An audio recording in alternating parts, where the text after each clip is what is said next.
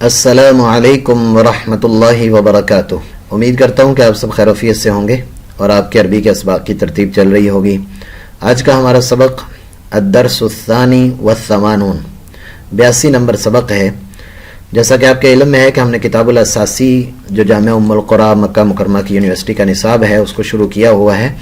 پچھلے سبق کے اندر میں نے خاندان جب دسترخوان پر بیٹھتا ہے اور دسترخوان کے حوالے سے وہ کیا بات چیت کرتے ہیں اور دوپہر کے کھانے کو، ناشتے کو اور رات کے کھانے کو اور اسی طرح سے کسی کو پلیٹ کو، جگ کو، ان چیزوں کو کیا کہا جاتا ہے، وہ ساری عبارات میں نے ذکر کی تھی۔ تو آج کے سبق میں اسی سبق کی جو مفردات ہیں، جو اس کے اندر جدید الفاظ استعمال ہوئے تھے، ان کو آج کے سبق میں ہم نے ذکر کرنا ہے۔ تو آئیے آج کے سبق کی طرف دیکھیے، آپ کے سامنے الکلمات الجدیدہ ہے۔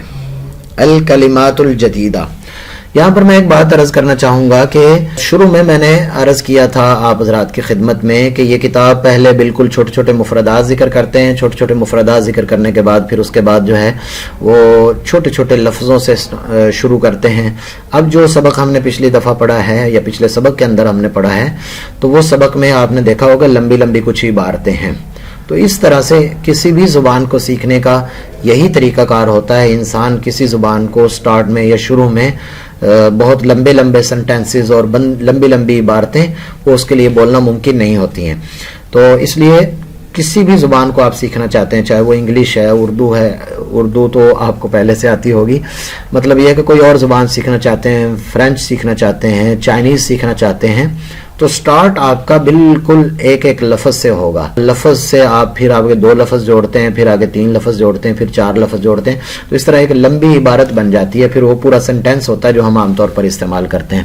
تو اب یہ جو عبارات ہماری یا جو آگے اسباق ہمارے آ رہے ہیں وہ تھوڑے سے لمبی عبارتوں والے ہیں، لیکن جس نے اگر شروع سے اس کتاب کو پڑھا ہے تو اس کے لیے بالکل آسان ہے اور بہت ہی ایزی ہے۔ تو دیکھیے الکلمات الجدیدہ میں سب سے پہلے لکھا ہے کہ تجتمع۔ تجتمع کا معنی ہوتا ہے وہ جمع ہوتا ہے۔ یہ خاندان کے بارے میں انہوں نے کہا کہ وہ خاندان جمع ہوتا ہے۔ الملح، ملح کا مطلب ہوتا ہے نمک۔ الملح کا مطلب ہوتا ہے نمک۔ حانہ، حانہ کا مطلب ہے ہو گیا ہے۔ المثلج، مثلج کا معنی برف یا برف والی چیز یا مثلجات جو آئس کریم ٹائپ ہوتی ہیں چیزیں، ان کو کہا جاتا ہے۔ العشاء، میں نے آپ کو ذکر کیا تھا کہ عین کے زبر کے ساتھ اگر ہوتا ہے رات کا کھانا کہتے ہیں، اور اگر عین کی زیر کے ساتھ ہو تو اس کو عشاء کی نماز کا کہا جاتا ہے۔ اس کے بعد آ جاتا ہے تعالی۔ تعالی کا مطلب ہے آئیے۔ اگر کسی مرد کو آپ نے کہنا ہو کہ آؤ بات سنو تو تب آپ کہیں گے تعال، اور اگر کسی عورت کو کہنا ہو تو تعالی۔ ماں اگر اپنی بیٹی کو کہہ رہی ہے تو وہ کہے گی تعالی یا فاطمہ، تعالی یا فاطمہ، کہ فاطمہ آؤ۔ اور اگر مذکر کہہ رہا ہے کسی کو تو وہ کہہ سکتا ہے تعال یا عبداللہ، تعال یا عبداللہ، تعال یا قاسم، تعال یا حامد مثلا۔ تو یہ بلانے کے لیے تعال استعمال ہوتا ہے۔ الغدا، دوپہر کے کھانے کو کہا جاتا ہے۔ خذی کا مطلب ہے کہ آپ پکڑیے۔ مؤنث کو اگر کسی بیٹی کو، بہن کو، ماں کو کہنا ہو کہ یہ لے لیجئے یا پکڑ لیجئے تو اس کو کہا جائے گا خذی۔ وقت کا مطلب ہوتا ہے وقت، اور جنب کا مطلب ہوتا ہے پہلو یا ساتھ۔ تو ساعد کا مطلب ہوتا ہے وہ مدد کرتی ہے، یعنی مؤنث کے لیے استعمال ہوتا ہے، اور مذکر کے لیے بھی کہ آپ مدد کرتے ہو۔ الشائے، چائے کو کہا جاتا ہے، چائے کو الشائے کہا جاتا ہے۔ آپ نے کسی کو کہنا ہو کہ مجھے چائے چاہیے تو آپ کہیں گے اريد الشائے، اريد الشائے۔ تعد، اعد یعد، تعد کا معنی ہے وہ تیار کرتی ہے، یعنی جیسے کھانا وغیرہ تیار کیا جاتا ہے اس طرح سے تعد کہا جاتا ہے۔ القہوہ، قہوہ کا مطلب قہوہ ہے، ہم اردو زبان میں بھی یہ لفظ استعمال کرتے ہیں قہوہ۔ اس کے بعد ہے جہزی، جہزی یعنی تیار کیجئے، لگائیے، جیسے ہم کہتے ہیں دسترخوان لگانا تو اس کے لیے جہزی، اور کھانا تیار کرنے کے لیے بھی جہزی الطعام۔ مثال کے طور پر کسی بچے نے ماں کو کہنا ہو کہ اے والدہ میرے لیے کھانا تیار کر دیجئے تو آپ کہہ سکتے ہیں جہزی الطعام یا امی، جہزی الطعام یا امی۔ اور العربیہ، العربیہ عربیہ کہا جاتا ہے۔ حیا کا مطلب ہے آئیے، چلیے، اس کے معنی میں آتا ہے۔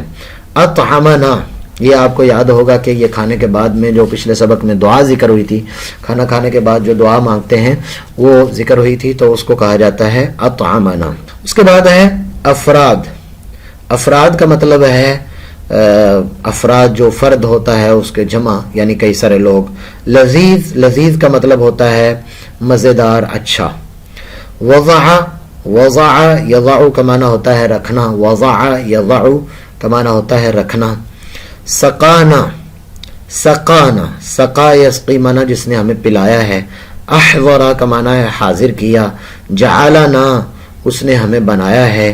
الحلوہ، حلوہ کا مطلب ہوتا ہے حلوہ، حلوہ کا مطلب ہوتا ہے حلوہ. دورق جگ کو کہا جاتا ہے. دیک مرغ کو کہا جاتا ہے. دب ریچھ کو کہا جاتا ہے. یہ اب انہوں نے مثال دی ہے دا دی دو یعنی دا دی دو، تو ظاہر سی بات ہے اس کتاب کو ہر لحاظ سے ذراع، ذراع اس حصے کو کہا جاتا ہے، یہ کلائی اور بازو ٹائپ کو.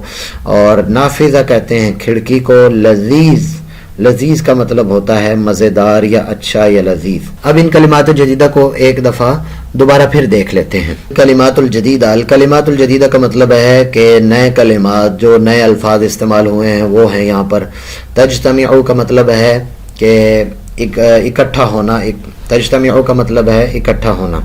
اور الملح کہتے ہیں نمک کو. حانا کا مطلب ہے ہو گیا ہے. المثلج کا مطلب ہے یعنی وہ جو ایسی چیزیں ہوتی ہیں جن کو ہم فروزن یعنی مثلجات کا مطلب ہوتا ہے آئس کریم ٹائپ چیزیں جو ہوتی ہیں وہ ان کو مثلج کہا جاتا ہے. العشاء رات کا کھانا، العشاء رات کا کھانا. تعالی کا مطلب آئیے. الغداء، الغداء کا مطلب ہے دوپہر کا کھانا. خذی، خذی کا مطلب ہے کہ یعنی لے لیجئے، پکڑ لیجئے. وقت کا مطلب وقت، جنب کا معنی ہوتا ہے پہلو. تو ساعد کا مطلب ہے وہ مدد کرتی ہے یا تو مدد کرتا ہے، دونوں ترجمے اس کے ہو سکتے ہیں. الشائے، شائے کا مطلب ہوتا ہے چائے. تعد، تعد کا مطلب ہوتا ہے تو وہ تیار کرتی ہے. القہوہ، قہوہ کا مطلب ہوتا ہے قہوہ. جاہزی، جاہزی کا مطلب ہوتا ہے تو تیار کر. جاہزی الطعام مؤنث کو کہنے کے لیے. العربیہ، العربیہ کا مطلب ہے العربیہ یعنی عربی. اور حیا کا مطلب ہے آئیے، حیا آئیے، تشریف لائیے یا چلیے. ان کئی سارے معنی کے اندر حیا استعمال ہوتا ہے. اسی طرح اطعمنا، اطعمنا کا مطلب ہے اس نے ہمیں کھلایا. اطعمنا، ہم کھانے کے بعد کی دعا کیا پڑھتے ہیں؟ الحمدللہ الذی اطعمنا، تمام تعریفیں اس اللہ کے لیے ہیں جس نے ہمیں کھلایا. وسقانا اور ہمیں پلایا. وجعلنا مسلمین اور ہمیں مسلمانوں میں سے بنایا. تو دیکھیے کتنی خوبصورت اور کتنی زبردست دعا ہے کہ تمام تعریفیں اس اللہ کے لیے ہیں جس نے کھانا کھلایا. کیونکہ بہت سارے لوگ ہیں انہیں کھانا میسر نہیں آتا. اگر اس اللہ نے ہمارے لیے اسباب پیدا کر دی ہیں تو ہمیں اس کا شکر ادا کرنا چاہیے. وسقانا اور ہمیں پلایا. بے شمار لوگوں کو پانی پینے کو میسر نہیں آتا. اور اسی طرح سے آپ دیکھیے کہ وجعلنا من المسلمین، وجعلنا مسلمین اور ہمیں مسلمانوں میں سے بنایا اور مسلمان بنایا ہے. تو یہ بھی اللہ تعالیٰ کا بہت بڑا احسان ہے. تو یہ کھانا کھانے کے بعد دعا کی جاتی ہے. افراد فرد سے ہے. کم فردن فی اسرتک، ہم عربی میں بولتے ہیں کہ آپ کے خاندان کے کتنے افراد ہیں، وہ بولتے ہیں. لذیذ کا مطلب ہوتا ہے مزیدار، ذائقے دار. ھذا الطعام لذیذ، کہ الطعام لذیذ کہ کھانا بہت مزیدار ہے. وضع یضع کا مطلب ہوتا ہے رکھنا. سقانا کا مطلب ہوتا ہے اس نے ہمیں پلایا. احضر کا مطلب ہوتا ہے اس نے لگایا یا حاضر کیا. جعلنا اس نے ہمیں بنایا. الحلوہ کا مطلب ہوتا ہے ہر میٹھی چیز کو حلوہ عربی میں کہا جاتا ہے. دورق، دورق جگ کو کہتے ہیں. دی کن مرغ کو کہتے ہیں. دب ریچھ کو کہتے ہیں. دا دی دو اور یہ اس کا لکھنے کا انہوں نے طریقہ کار. ذراع کا مطلب ہوتا ہے بازو. نافذہ کا مطلب ہوتا ہے کھڑکی. لذیذ پھر وہی لذیذ اور پھر یہ زال کے لکھنے کا طریقہ کار انہوں نے ذکر کیا. اس کے بعد آگے التدریبات ہیں اور التدریبات کو کافی زیادہ یہاں پر ذکر کریں گے. تدریب الاول سب سے پہلی تدریب ہے اور پھر اس میں یہ مختلف قسم کے چھوٹے چھوٹے جملے یہ انہوں نے استعمال کیے ہیں اور وہ بہت زیادہ یہ دیکھیے سارے کے سارے وہ والے جملے ہیں جو عام طور پر گھر میں ماں اپنی بیٹی کو کہتی ہے یا بیٹی اپنی ماں کو کہتی ہے یا ہم کھانے سے متعلقہ بات چیت کرتے ہوئے کچھ کسی کو کہتے ہیں تو وہ یہی والے جملے استعمال ہوتے ہیں. یہ تدریبات انشاءاللہ تعالی اگلے سبق میں ذکر کروں گا. تب تک کے لیے اجازت دیجیے. اللہ حافظ. السلام علیکم ورحمۃ اللہ وبرکاتہ.